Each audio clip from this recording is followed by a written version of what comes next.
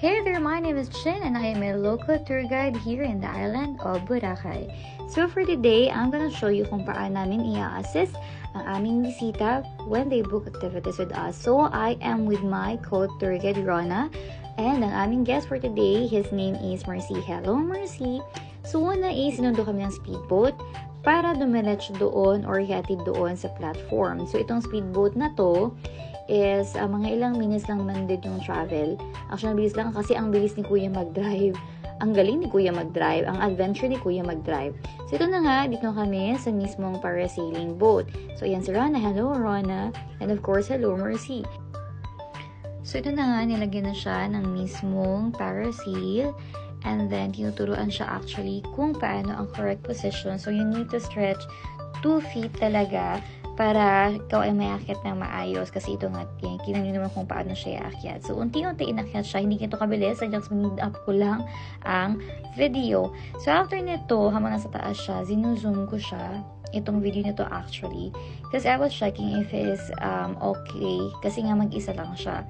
And as I can see naman, okay siya. Actually, binababa yung dalawang kamay niya to feel the air while enjoying the view. Then, after a few minutes, ito na nga, binaba namin siya.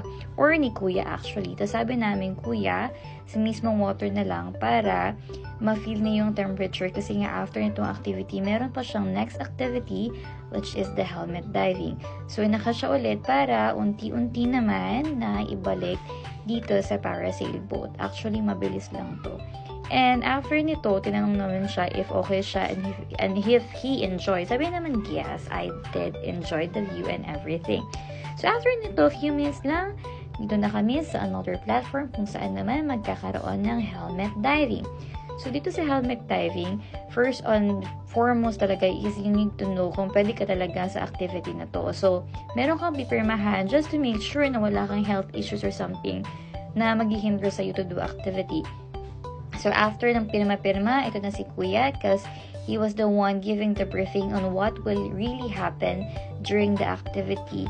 And in here, actually, tinuruan siya ng 3 ways how to release pressure kasi nga sa baba ka ng water. So, yung depth niya nagkakos ng pressure. So, first is yun nga, ilunok mo yung saliva. Next is you move the jaw. And then third is you put your hands inside the helmet to cover your nose and then your mouth as well. Tapos, mag-blow ka ng air para lumabas yung pressure. So, ito yung first attempt niya. And then, umiyak si Mercy kasi nga said that his body was not yet prepared. So, it took like a minute lang or 2 para mag-relax muna konti. And then, nag-ask na siya bumaba. So, ito na nga yung video niya. Which is, I really know nag-enjoy siya because after nitong helmet diving activity, tumitingin siya sa tubig.